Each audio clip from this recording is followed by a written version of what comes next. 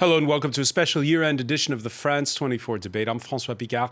Our mission today to challenge age-old assumptions about the French and their food. The days of the 2-hour lunch break may be long gone, but this country is still associated with fine cuisine, fresh produce, a deep-seated table culture, provided that you're neither poor nor swamped for time. The myth was shattered once and for all, you might say, 2 decades ago, when anti-globalization activist José Bové led the smashing up of the McDonald's in the southern town of Millau. That was back in 1999. He was denouncing what the French call la malbouffe, bad eating, encouraged by over-consumerism. The open secret was that the French love their McDo, as we call it here. Second highest numbers of branches of McDonald's in Europe can be found in France. And the Golden Arches aren't alone. It's an entire fast food culture that's taken over, with the hamburger beating out the jambon beurre, the ham and butter sandwich, as the national staple item of choice. Is France losing its culinary culture? Globalization is knocking on the door. The yellow vest movement that we've seen in this country over the past month has served as a startling reminder that while the other half talks up organic farming and saving the planet, a majority of citizens first want to make ends meet. Can you do it all? Find the time to eat right without breaking the bank? Today in the France 24 debate, we're looking at France's changing habits. With us, he's been a member of France's top food and healthy safety advisory board, sociologist Claude Fischler, author of Selective Eating, The Rise, the Meaning and Sense of Personal Dietary Requirements. Thank you for being with us. Thank you. Thanks as well to Sodeh Hamzelouian of Paris-Est AMAP. That's the Community-Supported Agriculture Network. We'll talk a little bit more about what you do in a moment. Thank you for joining us. Thank you. And thanks as well to Gilles Tessier. You worked in the pharmaceutical industry many moons ago. And then one day you had your epiphany moment, I should say. First in eco-friendly hotels, and now you're the proud owner of Human, a 100% organic restaurant in Paris's 13th arrondissement. That's right. Thank you for being with us. Thank you. From Boston, economist Jay Zagorski teaches at Boston University's Questrom School of Business. And it'll be interesting to get your perspective, Jay, in a moment on eating habits here, where you are, and well, everywhere. Thank you for joining us. Pleasure to be on your show. The France 24 debate on Facebook and Twitter. Hashtag F24debate. Let's begin with the baguette. The French president himself leading the charge to have the United Nations Cultural Organization, UNESCO, recognize our loaf of choice alongside Neapolitan pizza, Turkish coffee, Belgian beer, Korean kimchi as part of humanity's intangible cultural heritage. It can't be overcooked. Crunchy and dense. It has to be soft but not chewy. It's the image of France. The Parisian with a beret, a baguette, and a camembert. People love baguettes. It's their favorite bread. Yeah, she's very happy. Now, we should point out, Claude Fischel, this is part of a broader battle to defend handcrafted baguettes. That's the important distinction here, against the industrial ones that you find in supermarkets and, I hate to say it, in a growing number of boulangeries. That's not quite right, because supermarkets, some chains have their own bakeries. And actually, I seem to remember ages ago, at least 15 years ago, I remember one of them actually got the prize for the best baguette. Is the baguette under threat? I'm sorry, is it under threat? Probably is, but so is bread, because consumption of bread has been dropping considerably. You know, at the beginning of the 20th century, each French person ate on the average 900 grams a day of bread. It was really the core food. And now we're down to probably 120, and it doesn't serve at all the same function. It wasn't something that you had to have at any meal. There was a component of the meal that was as necessary as a fork and knife. And it's not so anymore. I mean, it's just an addition to the meal. Something that is really part of national habits, but it's not absolutely necessary the way it used to be. Interestingly enough, it's become the same way as wine. You know, wine was something that had to be on the table. It was just ordinary table wine. There were no comments about it. Just had to be there if it had some. It was even kind served of before the flaws. war. It was still served in elementary schools, watered down versions of it, wine. No, My father maybe- says so, but anyway. I remember that in my days at the cafeteria in high school, so the older pupils, students had, I think, had wine on the table as well as the teachers, but no, not anymore. What's your religion when it comes to bread and wine and the changing perception, Gilles Tessier? Are we losing something or are we just changing? I think it's just changing. People eat less baguette bread than they used to. Is that good or bad that they're eating less? I think it's good because eating should be diverse, and bread is not so good. Wheat is not so good today. That's why lots of people are trying to get gluten-free diary. We react to wheat because it's not too good nowadays. It's like wine. People don't drink so much wine. They used to drink wine at every meal, but not today, especially at lunchtime. In the restaurant, just a very few people for special occasions drink wine. Otherwise, it's just water or fruit juices. Those ordinary Parisians we heard at the outset, Sodé Hamzelouian, they're talking about their perception of what a baguette should be. Is that something that consumers care less about than before? Care less? Or as much, or it's changing? I would say, as Mr. Tessier was saying, that people care more about what a baguette should be and how it is prepared and where the wheat comes from and what is inside the bread they're eating, actually. So I would say that a lot of people are more aware of and want to know more what they're eating. So that's why you were worried as well. Is the baguette disappearing? Why should it, when it's well done and we know where the wheat is coming from and what kind of wheat it is? Because people are getting allergic to gluten because we have manipulated the wheat and the seeds. So that's the seeds are not the same as 50 years ago. So that's why, so people are becoming more aware and aware. Jay Zagorski, are you reassured the next time you come here, you'll be able to get a nice crusty baguette that might even taste better than the one of yesteryear? I am still not worried the next time I come to Paris that I will have a great meal with a great baguette. But I will agree with your other guests that we are seeing a large amount of gluten-free alternatives pop up everywhere. Most recently, a new pizza restaurant opened 2 blocks from my home, all gluten-free. All gluten-free, and does it have customers in it? Well, gluten-free crust. The top is not gluten-free. The top has cheese, tomato. Are there customers? Do they like the gluten-free? Seems to be doing pretty well, and it's directly across the street from a regular pizza place that offers standard wheat pizza. Okay. Your reaction to that, Claude Fischler? Well, I'm concerned that we're going to disagree here on a number of things.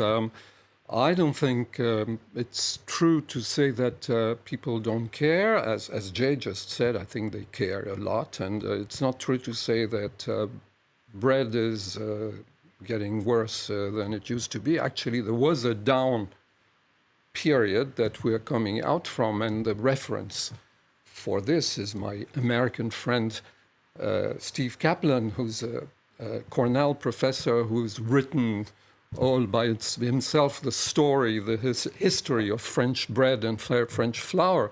And he showed that after a really bad period where... When was that bad period?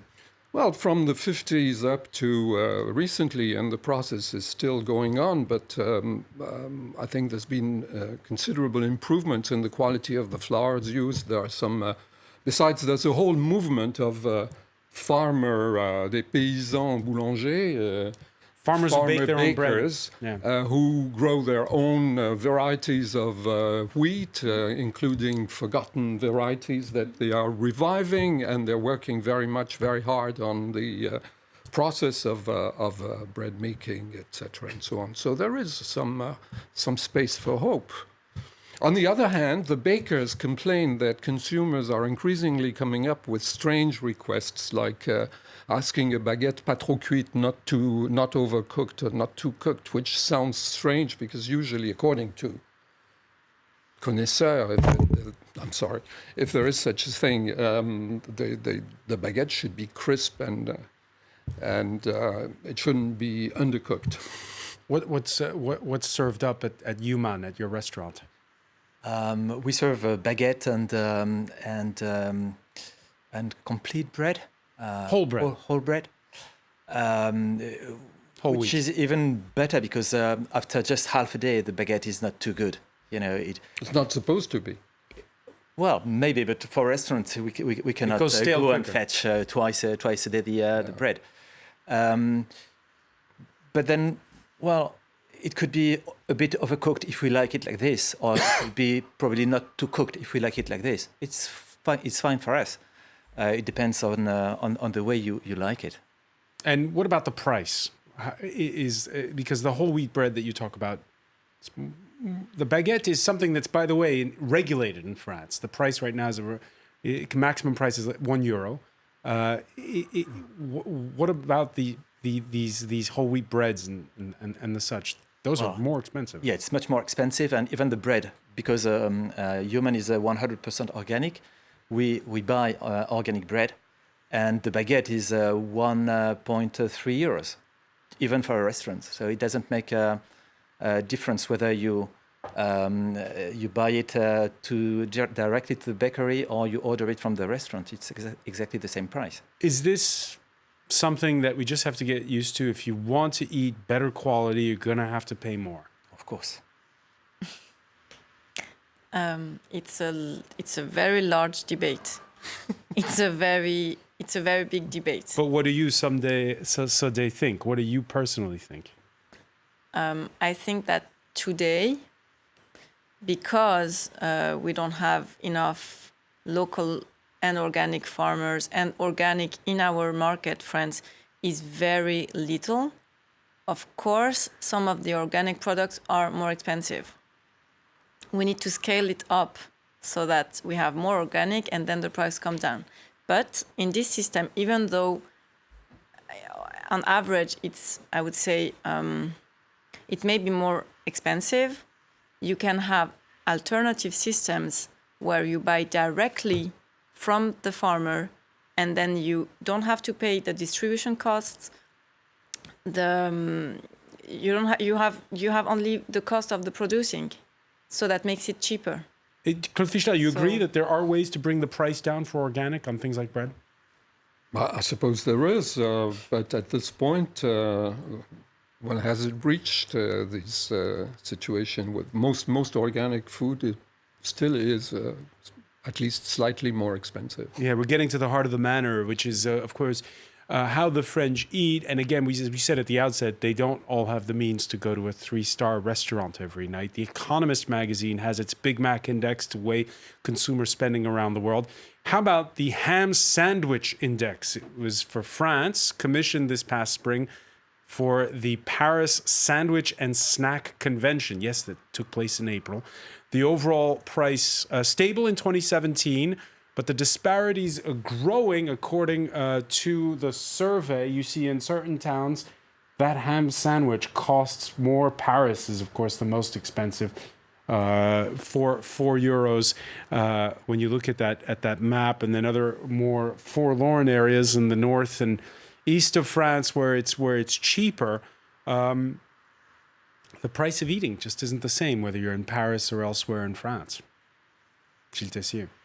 Yeah, I guess it's much more expensive. When people are coming from the countryside in the restaurant, they do think that the prices is much higher than in their own city. Yeah, of course. And about organic food, yeah, it's much more expensive. We have a cost of good at least 30% higher than a normal restaurant, just because we're trying to get organic products. So. Jay Zagorski, what do you do to make organic, to make better quality food not overly expensive? That's a very hard question, but to go back, one of the problems we have here in the United States is there are many labels. There's organic, there's natural, and there's huge confusion among American consumers over exactly what they're buying and what they're paying. Because sometimes businesses label something natural or organic, and you're not really sure what that means. Is that just slightly modified the old process, or is it really going back to, say, a family farm where everything is tended by hand in a non production agricultural process? So we just don't know here in the United States, when you're looking at something on the shelf or even on the menu of a restaurant, what exactly am I getting? Is that changing? I think there's even more confusion in the marketplace right now. 20 years ago, when something was called organic or natural, you knew it was probably fairly well done without pesticides or things like that. Today, so many people have jumped into the marketplace with these labels. I'm not sure what I'm buying. But aren't there regulators who come in and stop people from, it's false advertising what you're describing? Well, if you call it natural and you start using, say, natural pesticides instead, there's not as much false advertising. People are just not clear what natural or organic actually means. There aren't specified standards. And more broadly, the whole discussion, I'll put it to you, Sodeh Hamzelouian, about how you make quality food affordable for everyone, not just for the upwardly mobile of the inner cities. That's what I was saying before. Organic farming in Europe and in the US, it's really the minority. We have in France, we have 6% of the total land, agricultural land, that is organic. 6%, it's almost nothing. So the aim is to achieve 20% in, I don't know when, but we are really, really far from it. So how do we do that in Europe? There's a very easy way. If governments wanted to do it, it's the CAP. It's the Common Agricultural Policy. So if the new CAP, it's being negotiated now, if the new CAP wants to really improve the number and the percentage of organic. So subsidies for those who do organic farming and not for those who do industrial scale farming. For example, or apply some standards. Yes. So we need to think globally the whole politics about agriculture to improve that. All right. How to feed those who can't afford to eat organic, and also why the French love their fast food so much. We'll be talking about it when we come back. You're watching the France 24 debate.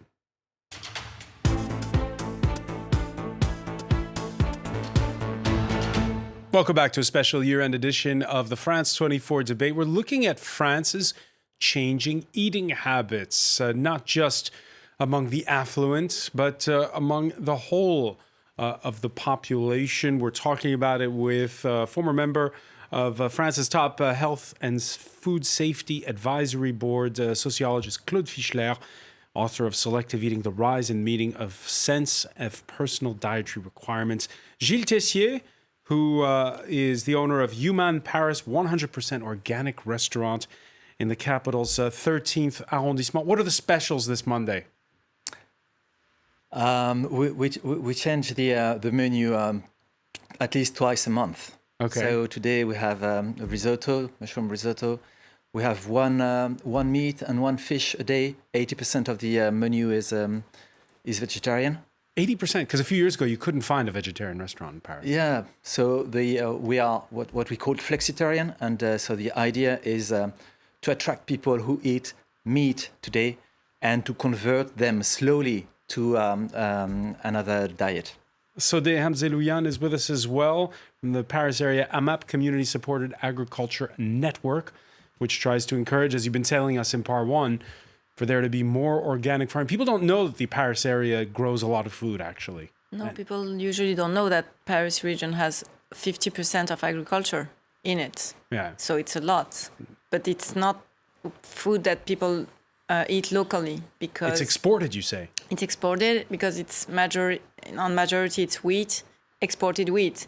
And people here want vegetables and local vegetables. So we have a problem between what people want and what the government and the region are pushing for. So that's not the same at all. Well, let's welcome back from Boston, economist Jay Zagorski, who teaches at Boston University's Questrom School of Business. It must seem very foreign indeed to you to be hearing this conversation where we're talking about what the European Common Agricultural Policy subsidies should go towards, what the policy the government should have. The Department of Agriculture in the United States doesn't dabble in this sort of thing, or does it? Not very much. And in particular, my own research spends a lot of time, I spend a lot of time thinking about who eats fast food. So this idea of turning people from meat eaters to vegetarians and natural food and organic is a bit far from what I think about every day. All right, well, let's talk about that. In his latest documentary, Where to Invade Next, Michael Moore's tour of Europe takes him to an elementary school in Normandy, where the U.S. filmmaker marvels at the meals that are carefully agreed to ahead of time by school boards under the eyes of nutritionists. It being Normandy, the meal, of course, includes its famed camembert cheese. Before we talk about fast food, Jay Zagorski, what are school meals like in the United States? After all, the culture of how to eat begins for many in school. It does, and food in American schools is not particularly good. There's been a lot of work by the U.S. Department of Agriculture to improve the quality, but in general, each individual school gets to decide what it decides is healthy or not healthy. For some schools, French fries are okay. A number of schools recently have banned soft drinks from any place in their schools. So we went through a smoking ban. Now we're going through a soft drink ban. A soft drink ban. Let me ask you, Claude Fischler. Yes. Are the French kids eating okay in schools? Well, I mean, there's a variety of situations, but I took recently, I was given a tour of the New York school cafeteria system, and there's a bunch of chefs there that 2 years ago took a tour of French cafeterias and say they were inspired by some of the things they saw.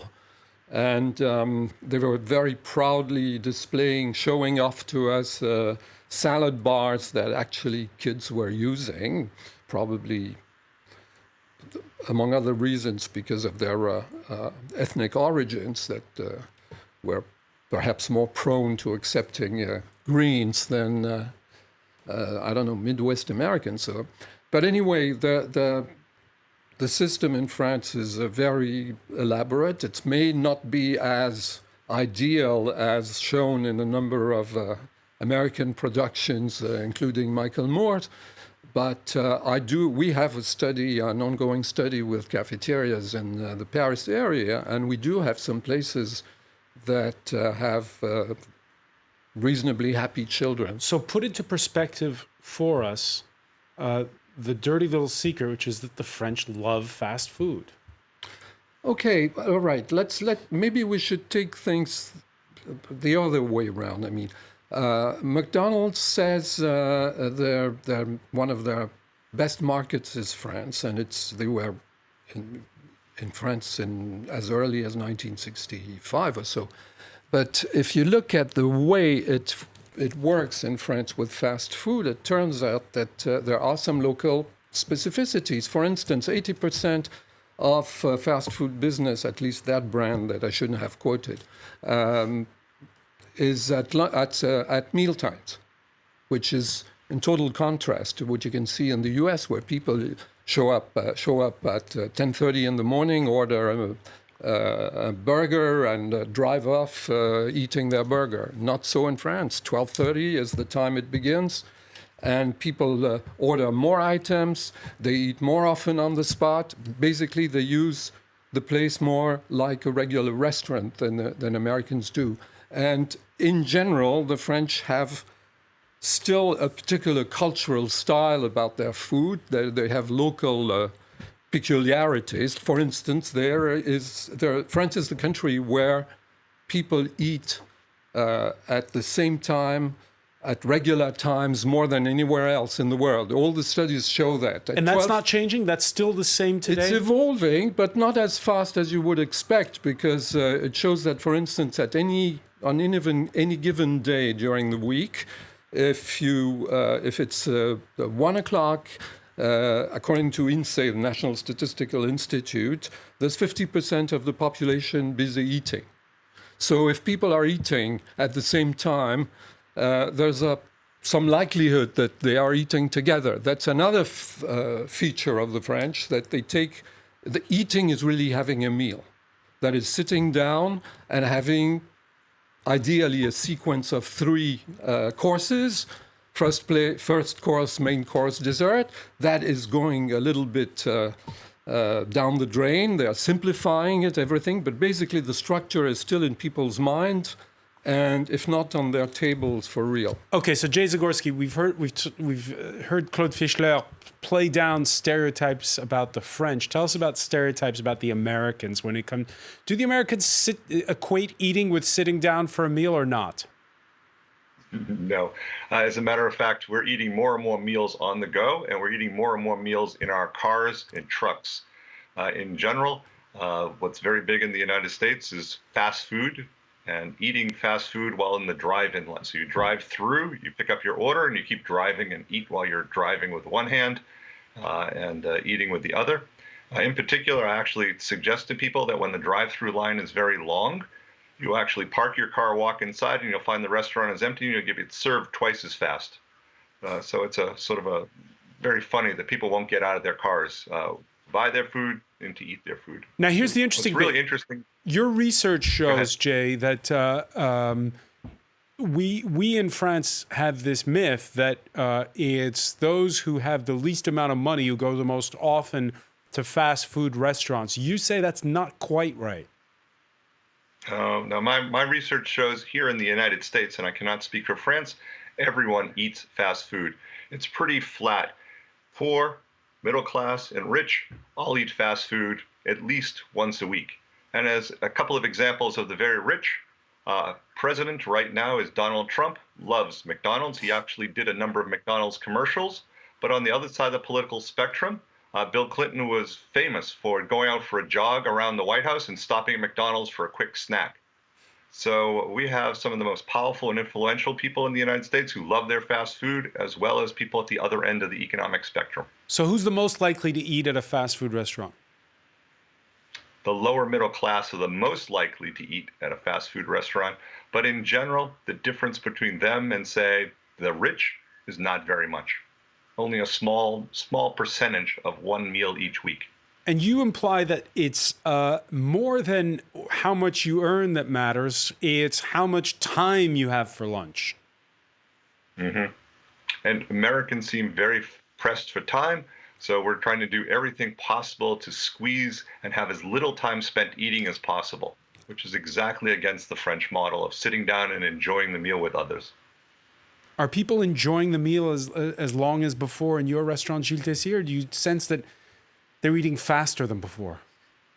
Well, the restaurant is located in a business area, so people don't have much time. Right. 30 Are you open minutes. evenings? Yes. Right. Yeah, they take much more time in the evenings than for lunchtime.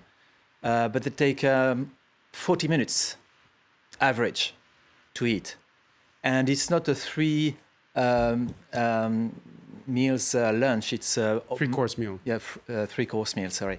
It's often just the starter and the main meal, the main dish. Main course. Or the main dish and a dessert. Or sometimes just a risotto and that's enough. I think it's changing, and people are very often in a hurry. And what about in the evening? Are they spending less time in the restaurant than before, or is it the same? They still take the time, and it's still... Well, I cannot tell you if they take less time now than before, because the restaurant is open only for 5 years. But they take more time for dinner than for lunch. That's for sure. Sodeh Hamzelouian, your organization, your network, focuses, of course, on cost. Does it focus also on the eating habits of Focus is a consumers? lot more on the culture and awareness and the quality than costs. The costs are a consequence, but the main focus is really the quality and Because how we you have how you drive-throughs produce it. here as well for our fast food restaurants. It's Yes, not just. but I think the fast food is a cultural thing, because you can see fast food in a lot of countries, and when people want to feel like developed, or even in developing countries, some of them love fast food. So fast food is really for me a separate debate. In France, we have another trend, that is the quality that people want as well. We were talking about the wheat quality, the baguette quality, and also the organic demand that people have. So that's really for me the two sides of the How population. much more are people willing to spend for quality? That's a difficult question. Well, there's the percent of the household budget that is devoted to food, and it's higher in France than in most developed countries. But hasn't it gone down from something like 40% after the war to like 15%? Well, that's just normal, because the idea is the poorer you are as a country, and the more of your basic needs represent a percent of your budget. And what happens is that comparing with equally developed countries, for instance, take United States and France. United States devote something like 6%. I mean, there are some disagreements about the way to compute that, but basically that's the figure. While the French used to have 14%, and they're down maybe to 11 or something like that. So they do use a larger part. What's your reaction when you hear Gilles Tessier mentioning that, at lunchtime, people are in a hurry, they eat the main course, and then they go? I don't dispute that. I said the same. Now But how do you feel about it? How do you feel in the about business areas, there's 22 minutes on average, but within these 22 minutes, compared to probably much more in the old days, but within these 22 minutes, they insist they want to have a meal, maybe not a full meal. All restaurants in the Paris area, in the major cities in the country, offer what they call a lunch formula. And a lunch formula consists of first course, main course, or main course, dessert, or all three. Or increasingly now you have women, you might confirm that or not, that like to have two first courses, or first course and dessert. Yeah. So listening to our conversation, Jay Zagorski, do you get the sense that France, are you really reassured France is still France? I'm very reassured France is still France. I have a child who works on Wall Street, and they don't even leave. The food is all ordered in. Early in the day, someone sends around a slip of paper, you check off what you want for lunch, and it just shows up at your desk. The idea that you could even go out for 22 minutes for a two-course meal is just unheard of in Manhattan. Because 22 minutes to me sounds like heresy for two courses. One of the things that I've noticed in the United States in the data is that, to go back to your wine, people in the United States are becoming less healthy because they're switching more to alcohol. As a quick example, the United States government, the Commerce Department, tracks what happens they call them drinking places. Most people in the United States would call them bars. And in the last 2 years, we've spent about 25% more money in bars. Why is that? So Americans are drinking more alcohol. Not necessarily all Is it day. social drinking? Is this self-medicating? What is the reason? You're a better person than I if you can answer that question right now. But what I've found with my own students is that they won't drink during the day. This idea that you could have a glass of wine with lunch, or in the United States, it used to be the 3 martini lunch, no more. But at night, after work is done, feel free to drink as much as you can. All right, the stereotype, as we were mentioning with Claude Fischler in part one of our discussion, 2 stereotypes have died in this country. Meat consumption down 12% in the last decade. Surveyors point to higher prices and concerns over the environment. And there you see the statistics. And it's true as well for alcohol. If you believe the World Health Organization, it's not just the hard stuff. The French drink nearly 3 times less wine than they did a half century ago. Sodeh Hamzedoula-Yan, is this good or bad news? It depends on which standpoint. on a health standpoint, I think it's a good thing for them.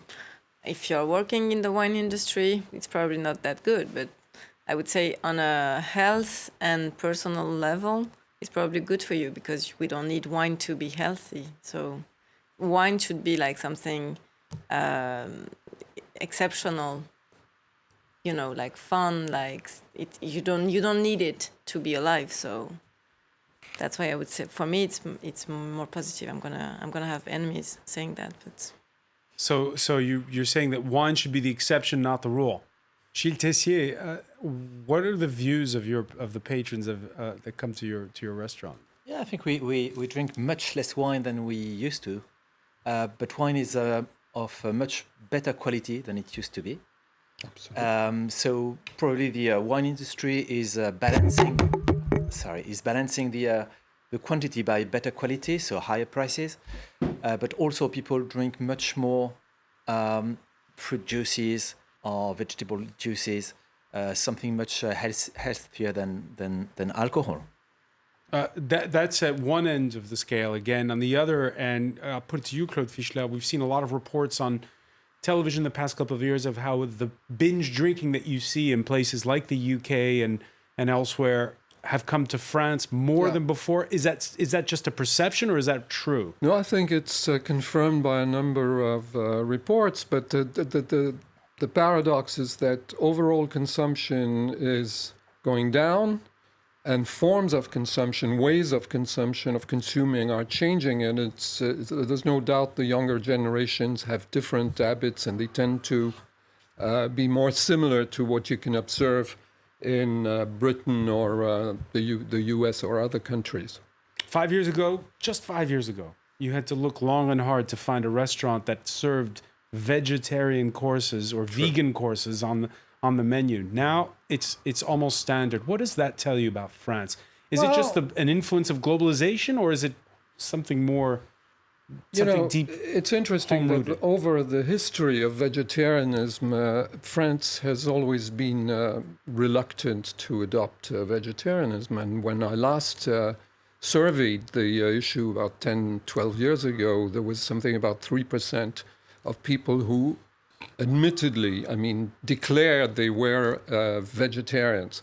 There was when we phrased the question in a different way, when we asked people, do you agree or disagree with the following statement, I tend to avoid meat, which could have been a description of flexitarianism in a way, right?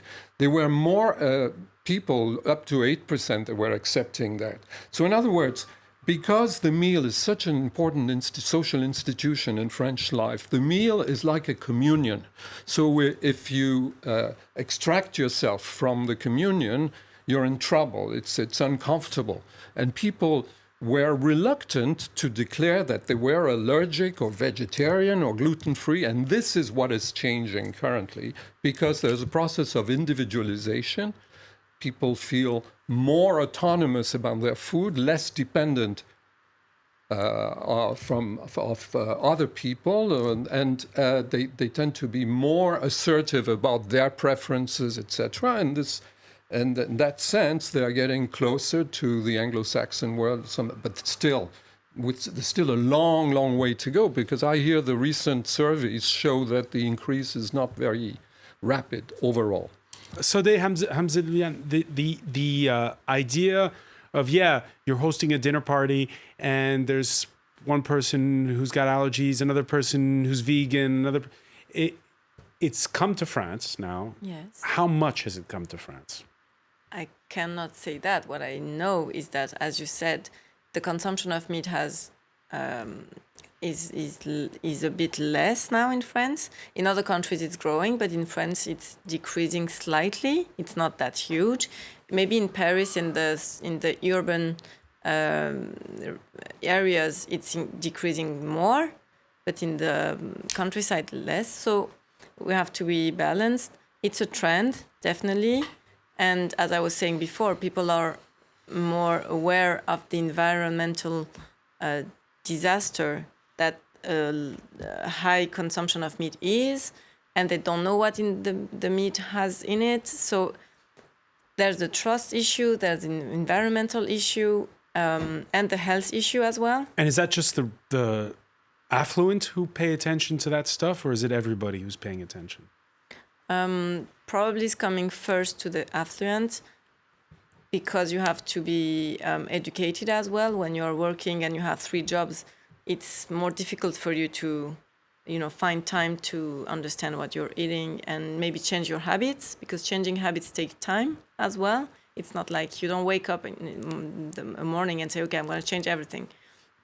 It takes time. So probably when you're affluent and you have a bit more time, it's easier for you. But it's coming as well because the schools are also offering vegetarian meals.